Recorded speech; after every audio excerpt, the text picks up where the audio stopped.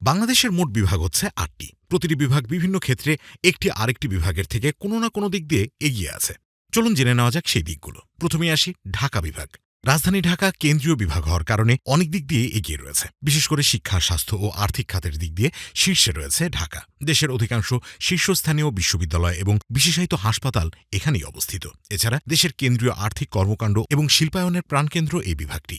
এরপরে চট্টগ্রাম বিভাগ পর্যটনের দিক দিয়ে অন্যান্য বিভাগের চেয়ে সবচেয়ে বেশি এগিয়ে রয়েছে। অর্থনৈতিক দিক দিয়েও অনেক শক্তিশালী একটি বিভাগ এটি, এবং এখানে দেশের প্রধান সমুদ্র বন্দর অবস্থিত, যা বাণিজ্যের মূল চালিকা শক্তি। সিলেট বিভাগ প্রবাসী আয়ের দিক দিয়ে অন্যান্য বিভাগের থেকে অনেক এগিয়ে রয়েছে, কেননা দেশের অধিকাংশ রেমিটেন্স আসে এই বিভাগ থেকেই।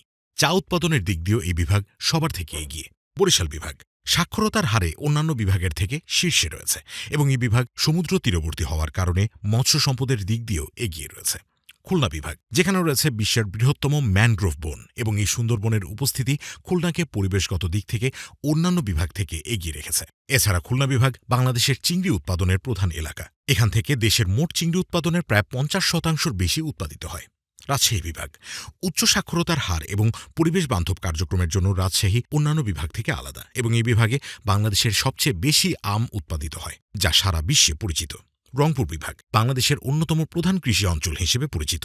কৃষির দিক দিয়ে এই বিভাগ অনেক এগিয়ে রয়েছে। এবং সর্বশেষ হচ্ছে ময়মনসিংহ বিভাগ, মিঠা পানির মৎস্য উৎপাদনের দিক দিয়ে দেশের শীর্ষস্থানীয় বিভাগ। এখানে প্রচুর পরিমাণে মাছ উৎপাদন হয়, এবং একই সাথে ময়মনসিংহ বিভাগ গরু ও মহিষ পালন এবং দুগ্ধ উৎপাদনের জন্য অন্যতম প্রধান এলাকা।